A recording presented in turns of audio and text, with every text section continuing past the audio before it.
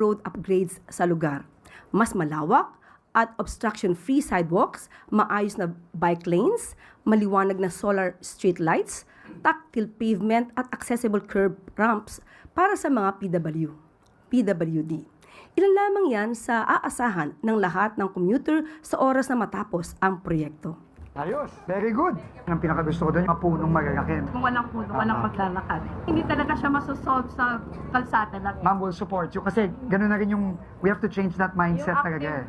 Yung active mobility. Mula lunch, sobrang init na dito. Mahirap pag naglalakad dito. Halos walang masisilungan. Mga tao ayaw maglakad kasi talagang walang maayos na sidewalk. Nung pinakita ko kay BBM po yung plano nyo, tuwan-tuwa siya. Kung makikita nyo yung vision niya, yung MT Villanueva pilot, full support yung national government dun sa vision ni Mayor Renny for Nagas. Very excited kami. Magapit na tayong mag-start dito sa MT Villanueva sidewalk and the active transport project natin with the city of Naga. Nakamark na natin yung mga puno. And ito, yan, street lights na tayo, nakamark na tayo. Siya kasi ito yung lay-by, no? Yeah. Pweto na tayo. Ganda naman ng wires. Ang linis no. Towards the end of this year, magkakatotoo na yan. Hindi na lang picture yan. Sana maging proof of concept din siya for the rest of the major thoroughfares in Naga and hopefully And the country. At maaari na po akong tumanggap ng inyong mga katanungan. Para po sa unang katanungan, Tristan Odalo, Newswatch. Hi, good afternoon, Yusek. Yusek, I'll start with the recent claims of Senator Alan Peter Cayetano na sinabi niya pong nireject ni Pangulong Marcos yung kanyang panukalang 10,000 cash assistance noong 2022. Sabi niya, despite saying that the government could already afford it, to set the record straight, did President Marcos ever reject or decline such proposal? And in an earlier statement, you've said that evidence will prove na baseless itong claims ni Senator Cayetano. Ano-ano po yung mga ebidensyang handang ipakita ng Malacanang na para ipakita sa publiko na wala pong katotohanan yung sinasabi ng Senator? Unang-una, itong panukalang 10,000 pesos na ayuda sa bawat pamilya ay isinulong ito nang siya pa ay miyembro ng Kongreso. At nung hindi ito umuusad, ang una niyang sinisi rito ay si Congressman Alfred Vargas. Kasi lumalabas na laging siyang walang sala. At nung May 14, 2021, ito nga ay sinabi natin na noon pa ito ipinapanukala. Pero hindi ito umandar, hindi ito umusad, kaya naninisi ng iba. So, hindi pa po Pangulo, si Pangulong Marcos Jr. dito, ng mga panahon na ito. At ng July 24, 2021, no hindi nga po umusad, ang sabi niya, let's give people 10K, not 10K excuses. Again, dahil hindi ito umuusad sa Kongreso, muli, naninisi siya ng iba. Ang isang panukala, kung maganda naman ang maidudulot at kaya, hindi posible itong ipasa. At nung naipasa ang 2022 national budget, hindi pa rin po Pangulo, si Pangulong Marcos Jr. noon. At ikinalungkot niya na hindi ito nabigyan ng pansin dahil hindi na isama sa 5 trillion 2022 national budget. At ito lang June 30, 2022, sinabi niya, sa mga nagbabash sa 10K ayuda, kung kaya ko lang silang bigyan ng tag sa 10,000, binigay ko na sana sa kanila. Pero sa katotohanan, ito'y isang legislative proposal. So, ang ibig sabihin nito, siya muna ang dapat na gumawa ng aksyon. Kailangan niya muna itong paaprubahan sa Kongreso, sa House of Representatives, at saka sa Senado. Kung wala pa po siyang nagagawa, wala pong masasabing ni-reject ang Pangulo dahil wala po nga siya nasisimulan.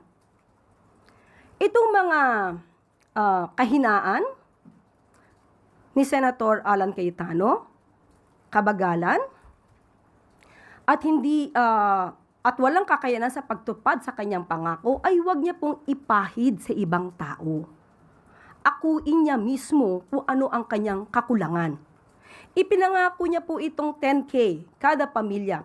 Hindi na nga po umusad nung siya ay miyembro ng Kongreso. Pero ginawa pa po niya to na pangako sa kanyang pangangampanya. Huwag niya naman sanang gayahin yung pangakong ala jet ski na pang kampanya lang. Sa kasagsagan din po ng mga nire-reveal ni Senator Cayetano na dawit niya na nga rin po si Senator Ping Lacson.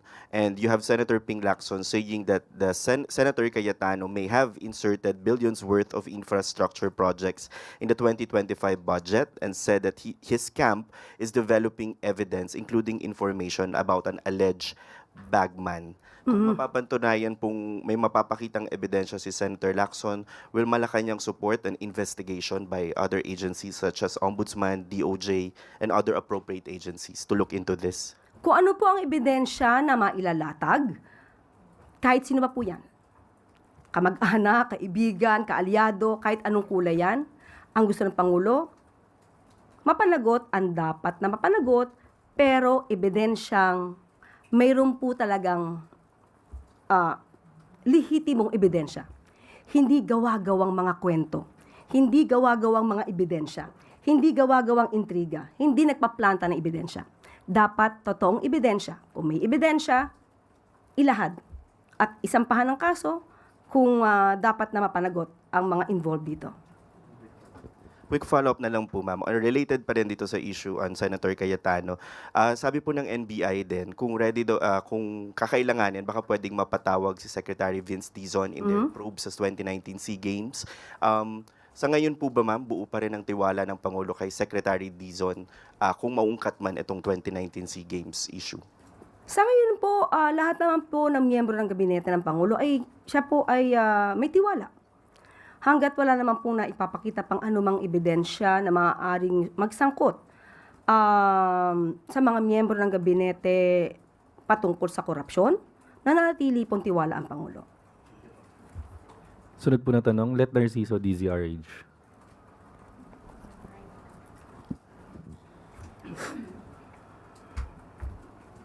Good afternoon, Yusek. Ma'am, napanood po kaya ni Presidente yung AI-generated video ng China Daily na naglalarawan sa mga Pilipino bilang unggoy at ano ang kanyang reaksyon? Opo, napanood niya po to at nag-report naman din po ang si Secretary Tess Lazaro, si Secretary Gibo Teodoro. At nakita na po natin kung ano pong mensahe ng mga ahensya. At ito po ay sinusuportahan po ng Pangulo. Ano pong reaksyon niya nung napanood niya? Lahat ng Pilipino, hindi na natin kailangang makita kung anong reaksyon ng Pangulo dahil kahit sino man sa Pilipino, hindi magiging maganda ang pagtanggap, hindi matatanggap yung ganung paglalarawan sa mga Pilipino na bilang unggoy. Siguro meron lang tayo ilang opisyal na tanggap na sila unggoy, pero ang Pangulo ay hindi. Si Senator Risa Hontiveros urged Malacanang to summon the Chinese ambassador. Will the palace do it? Ang po natin ay gumagawa na rin po ng aksyon si Secretary Tess Lazaro patungkol po dyan. Kung ano po ang balak ng Senado, nasa kanila po yan at mandatory naman po nila na alamin ang mga pangyayaring ito at para maipakita din sa ating mga kababayan na kinukundina natin ang anumang pagmamaliit sa mga kapwa nating Pilipino. Pero si Presidente po, hindi ipatatawag yung Chinese ambassador. Si Secretary Tess Lazaro na po yan. Sunod po na tanong, Maricel Halili, TV5. Good afternoon, Yusek. The Ombudsman mentioned that they are planning or the charges against former House Speaker Martin Romualdez is nearing the preliminary investigation. What did the President say when he learned about this possible charges against his cousin? Wala po. Di po makikialam ang Pangulo sa anumang pag-iimbestiga. Sabi nga po natin, at ang sabi rin po ng Pangulo, kahit sino po ang maapektuhan nito, kung saan po pupunta ang ebidensya. sundan na lang po natin. So, kung ano po ang mangyayari sa anumang pag-iimbestiga dito, hindi po makikialam ang Pangulo at tatanggapin po ito. Pero ma'am, sa kabila po ng pagsasalita ni Presidente na no selective justice, still, meron pa rin naniniwala that there is, including Representative Antonio Tino. He mentioned na obviously there is still selective justice kasi hindi pa rin nakakasuhan yung mga involved sa flood control, especially alay ni Presidente. Isn't this a cause of concern that there is still this kind of impression despite the explanation of Malacanang? Ang tanong po kasi natin sa mga ganitong mga klase na pananalita, kung ang ituturo, halimbawa, ni Ivan Mayrina, si Congressman Tino, na di umano nakasangkot sa maanumalyang flood control project, ituturo lang siya. Walang dalang ebidensya si Ivan. Anong gustong mangyari? Ikulong agad. Sampahan agad ng kaso na walang ebidensya. So ibalik natin yung tanong, kung ikaw ang nasa kalagayan ng mga taong naituro, pero hindi pa nakikita ang anumang ebidensya, sasabihin mo ba na dapat ikulong para masabi na lahat ay dapat ng managot? Hindi po ganyan ang hustisyang umiiral dito sa ating bansa. Due process. Kaya nga, kung sino man, kung may magtuturo man kay Congressman Tino, tingnan natin kung ano maging reaksyon niya. Dapat ba siya agad ikulong? Dapat ba siya agad simpahan ng kaso? Dito po ang umiiral ebidensya. So sa mga nagsasabi na hindi pa lahat napapanagot, tandaan po natin, kailan ba nag-start yung salitang mahiya naman kayo ng Pangulo? That's July. Kailan nag-start halos ang pag-iimbestiga? September, October? Anong buwan pa lang ngayon? Yung mga hindi halos sanay sa mga humaharap sa korte o nagsasampa ng kaso, pwede na sabihin na nababagalan sila. Pero sa realidad, pag kayo po mismo ang nandoon at nagsasampa ng court sa kaso, malalaman nyo na ito na ginagawa ng ombudsman, ng DOJ, ay napakabilis na po. Kung makikita nyo po kung gaano kakakapal ang mga files na sinasampa, nakita natin minsan si Assistant Deputy Assistant Ombudsman Miko Clavano, meron pa po siyang kailangan dalhin na lagayan yan para ito ay maitulak papunta lamang sa lugar, kung venue, kung saan to isasampa. Hindi po ganon kadali na magsampa ng kaso. Na isang turo mo lang, ikaw ay kakasuhan na. So, kung meron namang ebidensya si Congressman Tino laban dun sa mga inaakusahan niya, kompleto siya ng ebidensya. Ngayon pa lang, isampa niya na. Mas maganda pong maisampa niyo na dahil yan naman din po ang gusto ng Pangulo, managot ang dapat na managot. So lahat ng mga naiinip, kung meron na kayong ebidensyang konkreto, go ahead and file the cases now. Sunod na tanong, Christian Bascones, PRTV.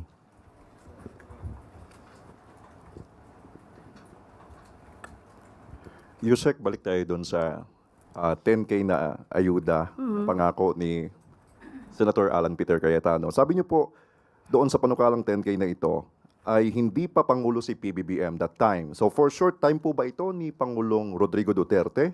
So dapat po bang sisihin ng dating Pangulong Duterte sa hindi naipasa ito at kaalyado niya po ito considering the fact na ganon? Tama ka. 2022, ang gumawa ng budget na yan ay panahon pa ni dating Pangulong Duterte. Pero bakit hindi na isama yung kanyang proyekto o yung kanyang panukalang batas? Malamang ay hindi naniniwala sa kanyang panukalang batas at mukhang kulang sa pag-aaral dahil ang hinihingi yata niya is 200 billion pesos. So papaano na kaya yung ibang mga proyekto kung sa 10K kada pamilya lang ito ibubuhos? So dapat siguro aralin niya pang mabuti yan para mainggan niya yung kapwa niya mga mambabatas. Para sumang-ayon sa kanya at maipasa ito at hindi siya naninisi ng Pangulo. Next question po.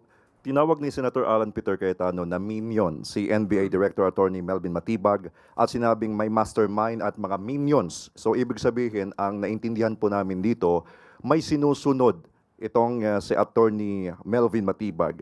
Dahil appointee po ng Pangulo si NBA Director, ang NBA Director, paano po tutugunan ito ng Malacanang at paano nito titiyakin ang independence ng NBI sa mga investigasyon nito? Sa aking pagkakaalam, ang salitang minions ay wala naman sa Biblia. So, wala pong ginagawa ngayon ang senador, si Senador Alan Cayetano, kundi magturo at manira ng iba. Ang pag-iimbestiga po na gagawin ng NBI ay mandato po ito. Trabaho po nila na tugunan ang mga issue patungkol sa korupsyon.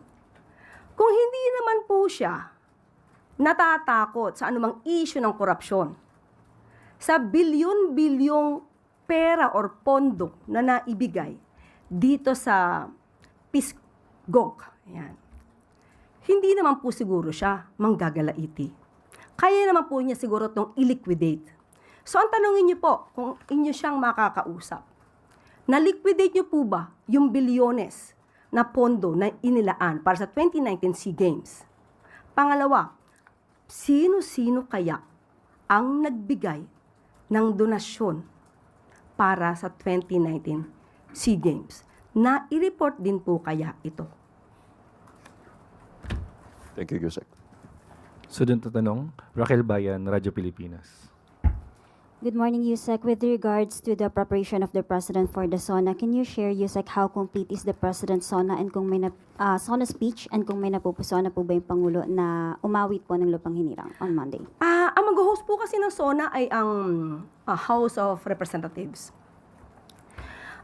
Pero naka-align po ang ehekutibo, ang Office of the President, dahil ang panawagan po dito ay simple lamang po, simpleng okasyon, ang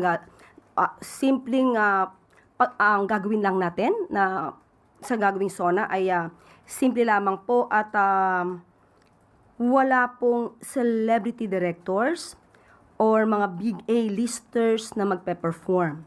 So, simple lang pero dignified ang gagawin pong pagsasagawa po ng isang national event katulad po ng SONA. Kung may napupusuan po siya na aawit ng national anthem, meron na po. At alam ko na rin po, pero hindi ko po alam, magpapaalam muna ako kung dapat ko na siyang sabihin. Baka sabihin, wag muna at kailangan na may surprise. Pero pag ako po'y pinayagan na, babanggitin ko po kahit po bukas. Follow-up question, Ivy Reyes, Bilyonaryo. Hi, Yusek. Good morning. Sa SONA rin po, Bayan President Renato Reyes Jr. said, kung may mahihiyaman daw po sa SONA following the President's mahiya naman kayo statement last year, it should be the President dahil siya raw po yung nangapa at nagkumahog ngayon na makapagbigay ng SONA na katanggap-tanggap sa taong bayan. Naging selective din daw po yung pananagutan at palabas lang o performance yung masasaksihan this year. Ano po? Sino siya ulit? Sino po? Bayan President. Bayan President. Sino daw mahiya? Si PBBM po. Dahil lang yan sa kanyang mga sinabi na kailangang mahiya dahil sa nagkukumahog para sa sonang ito? Ano po ba yung kanyang ebidensya? Nakita niya na po ba lahat ang mga naging trabaho at na-accomplish ng Pangulo para sa bayan? Aba, hindi po tayo pwede magkaroon dito ng tapaoho. Yung po yung ginagamit ng mga kabayo na parang nakatakip ang iyong mga mata. Isang lugar lang kung saan ka dadalin ng kutsero, doon ka lang titingin. So wag po tayong gumamit ng ganun dahil dapat nalawakan ang inyong pag-iisip, buksan ang mga mata, buksan ang inyong mga tenga. Ano na ba ang nagawa ng Pangulo? Hindi nagkukumahog ang Pangulo dahil sa sonang ito. Nagkukumahog pa po siya para mas marami pa siyang magawa para sa taong bayan. Kulang na kulang ang oras sa Pangulo para maihatid ang lahat ng kailangan ng ating mga kababayan. Hindi naman niya inasahan na magkaroon ng lindol. Di niya inaasahan na lagi magkakaroon ng bagyo. Hindi niya inaasahan na magkakaroon ng krisis sa Middle East. Pero lahat ng yan ay tinutugunan. Hindi iyan nakikita ng iba. So baka sila po ang dapat na mahiya dahil wala silang nakikita. Sunod po na tanong sa Medellin Business Mirror. Good afternoon po, ma'am. Mag-ask lang po ako kung may additional budget po kaya na i-allocate ang government to support PUB drivers and operators under po dun sa na-announce ni President Marcos last week na expanded uplift program po. Actually, patuloy pa rin po yung fuel subsidy. Kasi nandyan naman po yan sa budget ng 2025 GAA. So, ito po. Okay? So, sa budget po for fuel subsidy for PUV drivers and operators ay may 2.5 billion, katulad na sinabi po natin, na manggagaling po sa 2025 Continuing Fund. At ang fuel subsidy program or Pantawid Pasada program ay tuloy-tuloy pa rin po. Pero po yung service contracting ay na-implementa po to the fullest at wala na po itong additional funds. So yun, yung fuel subsidy program ay tuloy-tuloy pa rin po ang pagbibigay sa ating mga kababayan na sa transport sector. Bali, out of dun sa 2.5 billion, magkano na po kaya yung na-disburse dun sa mga beneficiaries? At saka kung hanggang hindi po ba siya extend ng until the end of the year? Okay, so ngayon, Sam, hindi ko pa nakuha yung detalye kung magkano na ang naibigay or na gasta patungkol dito sa fuel subsidy. Aalamin ko at ibibigay ko sa iyo bukas. Thank you po. Tapos last na lang po.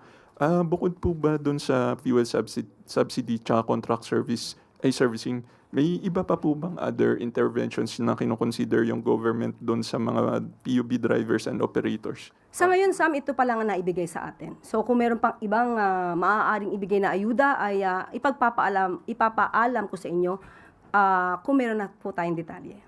Thank you po, ma'am. Follow-up question, Erica Sinaking, Business World. Good afternoon po. Energy Secretary Sharon Garin earlier announced po na meron pong fuel prices will increase this week on diesel, gasoline, and kerosene. Ma'am, may we know if may directive na po si President Marcos to help stabilize yung fuel supply? Wala pa po sa ating ipinarating sa ngayon, pero alam naman natin na continuous ang order ng Pangulo sa lahat ng ehensya, especially kay Secretary Sharon Garin, para po ma-stabilize ang mga presyo ng fuel. At alam po natin kasi nagtutuloy pa rin po yung crisis sa Middle East. So tuloy-tuloy pa rin po ang pag-monitor dito. Okay po, ma'am. Following din po yung July 8 na na-lift po yung LPG and kerosene excise tax suspension. Is the government currently reviewing to reinstate po yung excise tax on petroleum products? Ngayon, wala pa tayong impormasyon patungkol dyan. Pero ipapapaalam ko po at para malaman natin na update. Thank you po. Sunod na tanong, Tristan Odalo, Newswatch. Hi, good afternoon, Yusek. Well, the Philippines and the United States are eyeing a November signing of the Pax Silica Framework Agreement according to the BCDA. However, there's an ongoing online discussion on who stands to benefit actually from this initiative. You have critics saying, lawmakers and civil society groups warning that this could deepen the country's involvement in the US-China strategic rivalry, could expose the Philippines into security threats, foreign control of critical minerals, environmental impacts, and possible displacement of communities. Maybe how does Malacanang ensure that there will be safeguards in the framework agreement to protect the country's interest and transparency is guaranteed in every step of the way? Alam naman natin na ang Pangulo patungkol sa ating karapatan, sa ating interes sa West Philippine Sea, ang relasyon sa China, ito ay dinadaan sa diplomatikong pamamaraan. Walang anumang ginawa ang Pangulo at ang administrasyon na ito para mag-provoke ng war. So, kung meron man tayong pinag-uusapan tungkol sa pagpasok nito ng Pax Silica, ito po ay para sa atin at para sa mga kababayan natin. At sinisigurado po ng Pangulo na lahat ng po na gagawin ay nanaayon sa batas at hindi po maaaring makasira ito ng ating environment o makadisplace man ng ating mga kababayan ng walang anumang kapalit. So, minabuti po natin na alamin dahil nakita po natin to at nagba-viral sa SOCMED ang issue patungkol sa tubig. Kaya inalam po mismo natin mula kay sa Executive Director Bill Sevilla ng NWRB. Ito po ang kanyang mensahe para po mawala po yung agam-agam ng ating mga kababayan. We would like to confirm that the available water sources within the project area are sufficient to meet the total water demand of the proposed project without adversely affecting the local water supply. The project is being planned and developed with the clear commitment that the water needs of surrounding communities will remain the foremost priority and will not be compromised at any stage of implementation or operation. All planning and development activities are being undertaken in close coordination with the Bases Conversion and Development Authority. In addition, the National Water Resources Board and the Department of Environment and Natural Resources are working collaboratively to oversee and monitor water resource allocation. The coordinated approach helps ensure that water utilization remains sustainable, environmentally responsible, and aligned with broader national development objectives while safeguarding reliable water access for host and neighboring communities. At pati na po ang DNR ay nagbigay na rin sila ng kanilang mensahe dahil i-maintain nila at i-mitigate nila or rather magkakaroon po ng pag-aaral patungkol po sa environmental impact nito. So, sisiguraduhin nila na mayroong environmental impact statement and environmental management plan. At magkakaroon din po ng regulasyon sa pamamagitan po ng Environmental Management Bureau, multi-partite monitoring teams ay gagawin po regularly. At magkakaroon din po at wini-welcome nila ang innovation, pero ito po ay dapat na sumasang-ayon sa istriktong environmental standards from mining to manufacturing. So yan po ang sinisiguro ng ating pamahalaan.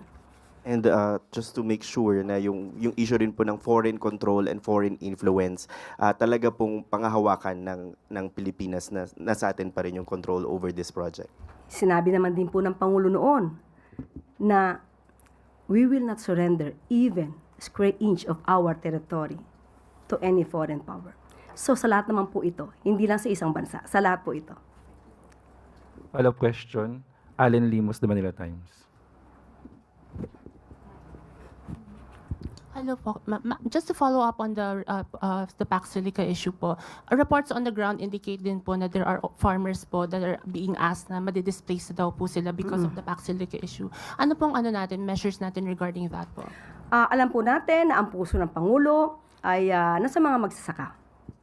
Yan din po ang inuuna niya, ang mga magsasaka, dahil unang-una para sa food security. Kung meron man na madi-displace ng mga farmers, sisiguraduhin po ng gobyerno na hindi po sila mawawalan ng kanilang pagkakakitaan kung yan po ang mangyayari. Pero sa ngayon po ay wala pa pong nakikita pong ganyan. Sunod na tanong, Eileen Taliping, Abante. Good afternoon, Yusek. Last week, sunod-sunod yung mga crimes. May direktiba ba si Pangulo dito sa mga nangyari? Una kasi napatay yung American, yung marine biologist. And then yung vlogger na supporter ni BBM. And then yung motor rider. Ano po, may directive po ba ang Pangulo sa PNP and DILG? And may concern ba ang Malacanang sa mga nangyayaring to? Alam po natin at kare-report lang din po ng PNP na yung crime rate ay bumaba ng 20.6% from 9,506 cases from January 6 to April 5 to 7,883 cases from April 6 to July 4. So yung mga nababalitaan po natin, dahil po sila ay mga nasa news, of course, makikita natin at mababalitaan po natin, hindi po ikinatutuwa ng pamahalaan na may nangyayaring ganitong mga krimen. Kaya pinapaigting pa po ng PNP ang kanilang mandato para sa mas protektadong komunidad at mas mabilis na pagresponde sa mga nangyayaring ganitong kaganapan. One last. May tulong po ba na ibigay doon sa supporter ni BBM? Hindi po siguro sa akin dapat manggaling yan. Nabanggit na po yan ng mga kaibigan nung vlogger. Sila na po ang nagpatotoo. At gusto ko lang po kasing ipaalam sa inyo kung sa mga ganitong pangyayari, hindi lang dahil sa vlogger na to, sa mga kabayan natin na nasasawing palad, hindi po ipinapaalam ng Pangulo ang tulong na ipinapaabot niya. At ang tulong ay nanggagaling sa puso at hindi para mamulitika. So, hindi po namin sinasabi kung ano man yung itinutulong ng Pangulo. Thank you, Ma'am. Sunod na tanong, Ace Romero, Philstar. Yusek, may we just ask kung merong scheduled courtesy call si State Secretary Marco Rubio on the President? Meron po. Kailan po and ano kaya yung mga topics na pag-uusapan sa kanilang meeting? Ibibigay ko po sa inyo yung detalye kapag ako po ay nabigyan na ng bas-bas na magsabi patungkol dito. Salamat po. Sunod, ay follow-up question, Sir Ivan Mayrina, KMA7. Tungkol po dito sa nabanggit ninyong yung report, quoting the report of the PNP, down daw po ang crime incidents. But how does the government, how does the palace respond to feelings of insecurity or feelings of the general public that that society these days is less safe than for example the previous administration? Ano ho yung how do you respond to that? Yun po ba ang pananaw ng ibang tao? Siguro kung yan ang pananaw ng ibang tao, iba naman po ang nakikita natin na data or data. May nakikita po tayo, yes, dahil naibabalita. Pero sa kapangkalahatan sa buong Pilipinas, may mga lugar po tayo na nai-report din po ng PNP na wala pong nangyayaring krimen. Nagkakaroon lang po kasi at naha-highlight dahil nakikita po natin sa balita. Pero, again, hindi po natin ito maaari ipagpunyagi dahil hanggat maaari ay zero crime ang Pilipinas. Pero, that's not the reality. Ang PNP pa rin po ay gumagawa lahat ng aksyon para matugunan ang kanilang ang pangangailangan ng ating mga kababayan para sa proteksyon. At makikita naman po nila at na-report na kung may nagawang krimen ay napakabilis din po nilang rumisponde. Sunod na tanong, Harley Valbuena, IBC 13.